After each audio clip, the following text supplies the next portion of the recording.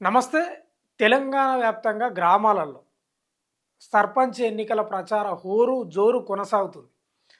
ఎందుకో తెలవదు గానీ, సర్పంచ్ ఎన్నికల్లో సర్పంచ్‌గా లేకపోతే వార్డు మెంబర్లుగా ఈసారి చాలామంది యువత పాల్గొంటున్నారు. గతంలో బీఆర్ఎస్ కాలంలో ఇంత స్థాయిలో లేకుండే. మరి ఎందుకో తెలవదు గానీ, ఈసారి తెలంగాణ వ్యాప్తంగా జరుగుతున్న సర్పంచ్ ఎన్నికల్లో భాగంగా యువత చాలా మటుకు వార్డు మెంబర్లుగా, ఎక్కువ శాతం వార్డు మెంబర్లుగా, కొంత తక్కువ శాతంగా సర్పంచ్ స్థానాలకు పోటీ చేస్తున్నారు. మంచిదే. ఎందుకంటే యువత కూడా రాజకీయాలకు రావాలనేది ప్రధాన నినాదం కూడా మనకు వినిపిస్తది. ఎందుకంటే చదువుకున్న వాళ్ళు, సామాజిక అవగాహన ఉన్నోళ్ళు, చదువును ప్రోత్సహించడానికి, ప్రభుత్వం నుంచి నిధులు తేవడానికి, ఇంకా రకరకాల సమస్యలు తీర్చడానికి యువత ముందుంటేనే బెటర్ అనేది చాలామంది అనుకుంటారు. అందులో భాగంగానే ఈసారి సర్పంచ్ ఎలక్షన్‌లో, పంచాయతీ ఎలక్షన్‌లో చాలామంది యువత కనిపిస్తున్నారు. నేను కూడా గమనిస్తున్నా. అసలు యువత ఈ స్థాయిలో ఎప్పుడు పోటీ చేయలేదు. చాలామంది పోటీ చేస్తారు. మనకు పేపర్‌లో కూడా పంచాయతీ ఎలక్షన్‌లకు సంబంధించి ప్రచార హోరు, జోరు కనిపిస్తా ఉంది. ఊరు, పోరు యువతే పట్టుగొమ్మలుగా గ్రామాల్లో పోటీకి సై 55% పైగా పోటీలో విద్యార్థికులు అంటే ఇది 100% నిజం. ఈసారి చాలామంది యువతనే ఉన్నారు. దాదాపు ఒక 40 ఏళ్ల లోపు అనుకోండి ఎక్కువ. ఇక 35 లోపు, 40 ఏళ్ల లోపు చాలామంది యువతనే ఉన్నారు. రాష్ట్ర వ్యాప్తంగా ఎన్నికల సందడి మొదలైంది. సాధారణంగా ఎన్నికల పోరులో పెద్దలు, అనుభవజ్ఞులకే పరిమితమయ్యే సర్పంచ్ పదవులకు ఈసారి యువతీ, యువకులు అధిక సంఖ్యలో పోటీ పడుతున్నారు. పట్టణ ప్రాంతాల సర్పంచ్ పదవులకు యువతే ఎక్కువగా పోటీ పడుతున్నారు. ప్రస్తుతం గతానికి భిన్నంగా యువత పంచాయతీ ఎన్నికల్లో పోటీకి ఆసక్తి చూపుతున్నారు. రాజకీయాల్లో ఉన్నత పదవులు చేపట్టడానికి తొలి మెట్టుగా భావిస్తున్నారు. పాత విధానాలను పక్కన పెట్టి గ్రామాభివృద్ధికి కొత్త ఆలోచనలతో ముందుకు సాగాలనే ఉద్దేశంతో యువతరం బరిలో నిలిచింది. 3 దశల ఎన్నికలకు నామినేషన్లు పూర్తవడంతో పోటీలో యువతరమే ఎక్కువగా ఉన్నారని తెలిసింది. ఇంకో విషయం ఏంటంటే ఈ ఏకగ్రీవాలు, వేలం పాటలు జరుగుతున్నాయి. ఇవి జరగకపోతే ఇంకా చాలామంది యువత పాల్గొంటారు. ఇప్పుడు యువత దగ్గర డబ్బేం ఉండదు ఎక్కువ. వాళ్ళు చదువుకుంటారు, మంచి విద్యావంతులు, పోటీ చేద్దాం, సమాజ సేవ చేద్దామనే వస్తారు. ఈ ఏకగ్రీవాలు, వేలం పాటల వల్ల కూడా చాలామంది వెనుకబడరు. చదువుకున్న వారే ఊరి రాత మార్చుతారని. సాధారణంగా ఓటు వేయడానికి తప్ప పోటీకి యువత ముందుకు వచ్చిన దాఖలాలు చాలా తక్కువ. కానీ ఈసారి గతానికి భిన్నంగా పల్లె పొరుగు యువత ఆసక్తి చూపుతుంది. రాజకీయాల్లో ఉన్నత పదవులు చేపట్టేందుకు స్థానిక ఎన్నికలను తొలిమెట్టుగా భావిస్తుంది. డిగ్రీలు చదివిన విద్యార్థులతో పాటు సామాజిక సేవా కార్యక్రమాల్లో పాలు పంచుకుంటున్న యువత పోటీ చేసేందుకు ముందుకు రావడం రాజకీయ మార్పునకు నాందిగా నిలుస్తుంది.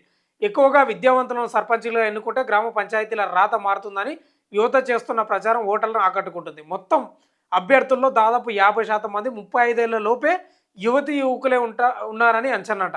రాష్ట్రంలో పంచాయతీ ఎన్నికల బరిలో ఉన్న వారిలో 35 ఏళ్ల లోపు వయసున్నవారు 54.23% మంది ఉన్నారంట. మొత్తం అభ్యర్థుల్లో 50% మంది మహిళలు బరిలో ఉన్నారంట. యువత ప్రధానంగా పోటీ చేస్తున్నారు. ఎందుకో తెలియదు మరి.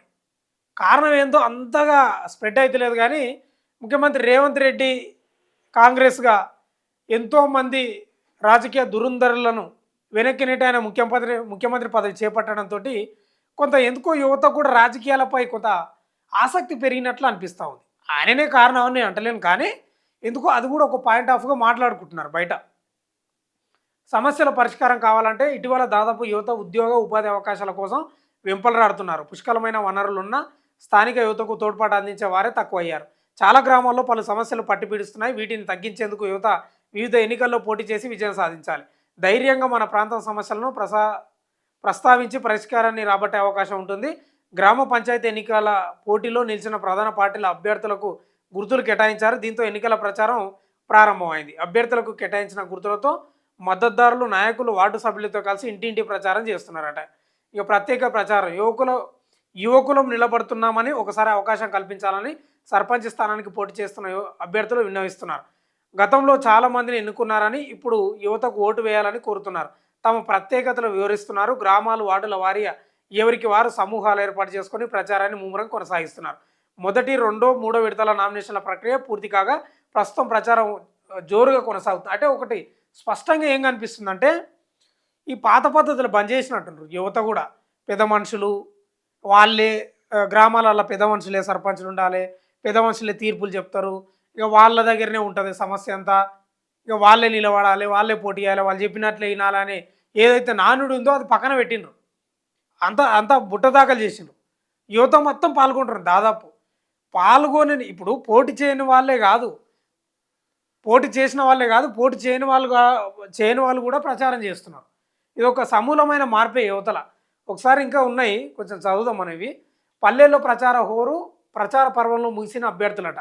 ఓట్ల కోసం ఎంత ఖర్చైనా వెనుకాడని వైనం, పల్లె పోరులోకి పార్టీల అగ్రనేతల ప్రవేశం, ముఖ్య నేతల మధ్య పేలుతున్న మాటల తూటాలు.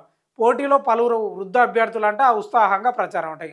ఇక జగదీష్ రెడ్డి ఉన్నాడు కదా, మాజీ మంత్రి, ఇప్పుడు ఎమ్మెల్యే సూర్యాపేట, వాళ్ళ తండ్రి రామచంద్రారెడ్డి కూడా సూర్యాపేట జిల్లా నాగారం గ్రామ సర్పంచ్గా పోటీ చేస్తున్నాడు.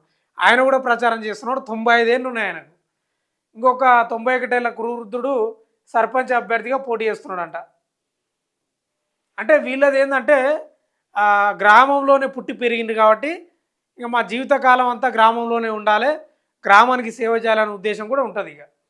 ఇంకా పంచాయతీలో నోటా, ఏ నోటా చూసినా నోటా పైనే చర్చ. పంచాయతీ ఎన్నికల్లో నోటా అమలుపై అభ్యర్థుల గుబులు. గతంలో నోటాతో ఎందరివో తలరాతలు తారుమారు. ఇది నిజంగానే, ఎందుకంటే ఎవరు అభ్యర్థి నచ్చకపోతే పోయి నోటకేస్తారు. నాకు ఎవరు నచ్చలేదు అందుకే నోటకేసిన అనేది.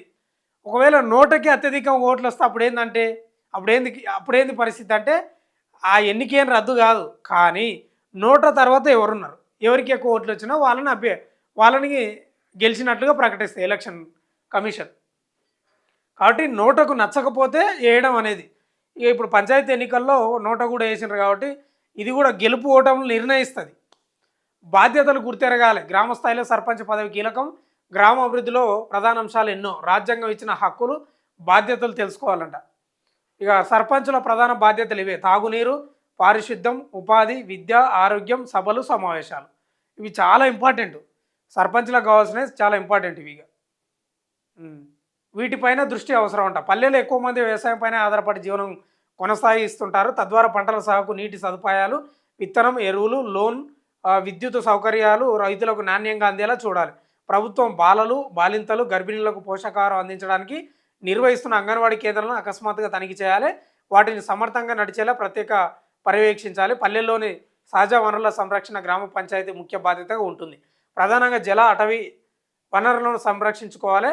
ఇందుకోసం అంటే ప్రధానంగా దేనిపై దృష్టి పెట్టాలంటారు అంటే వ్యవసాయం ఉంటుంది కదా గ్రామాలలో, రైతులకు లోన్లు లేకపోతే విత్తనము, ఎరువులు, ఈ ఫర్టిలైజర్లు ఉంటాయి కదా, దానిపై దృష్టి పెట్టాలి. బ్యాంకులలో లోన్లు ఇప్పించే కార్యక్రమం అక్కడ కూడా తనిఖీ చేయాలి. తర్వాత అంగన్వాడీ కేంద్రాలు, గర్భిణీలు, చిన్నపిల్లలు, వాళ్ళకు పోషకాహారం అందుతుందా లేదా అవి కూడా తనిఖీ చేయాలనేది ప్రధానంగా వాటిపై దృష్టి పెట్టాలనేది. ఇక బార్బర్ షాప్లో కటింగ్ చేస్తూ ఇంకా విన్యాసాలు మీకు తెలుసు కదా, ఇంకా చిన్నపిల్లల ఇక కడగడం అన్నీ నడుస్తుంటాయి, కటింగ్లు చేయడం. ఆ గ్రామాల్లో ఎన్నికల బహిష్కరణ. నాగర్ కర్నూలు జిల్లాలో పలు వార్డుల్లో పోటీకి అభ్యర్థులు లేని పరిస్థితి. రిజర్వ్డ్ సామాజిక వర్గ జనాభా లేక వింత పరిస్థితి అంట. నిరసనగా 4 పంచాయతీల్లో ఎన్నికల బహిష్కరణ అంటగా. సర్పంచ్గా ఎమ్మెల్యే సతీమణి ఏకగ్రీవం. పంచాయతీ ఎన్నికల బరిలో దిగిన ఓ ఎమ్మెల్యే సతీమణి సర్పంచ్గా ఏకగ్రీవం అయ్యారు. వెల్దుర్తి మండలంలోని బస్వాపూర్ సర్పంచ్ అభ్యర్థిగా ఎంఐఎం కార్వాన్ ఎమ్మెల్యే కౌసర్ మొయియుద్దీన్ సతీమణి నజ్మా సుల్తానా బరిలో నిలిచారు. బస్వాపూర్ గ్రామ సర్పంచ్ అభ్యర్థిగా నజ్మా సుల్తానా గురువారం నామినేషన్ దాఖలు చేసినట.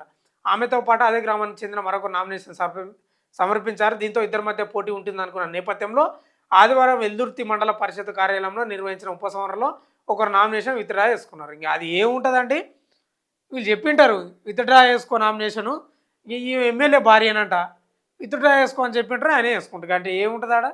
మటన్ కట్ చేస్తూ ప్రచారం.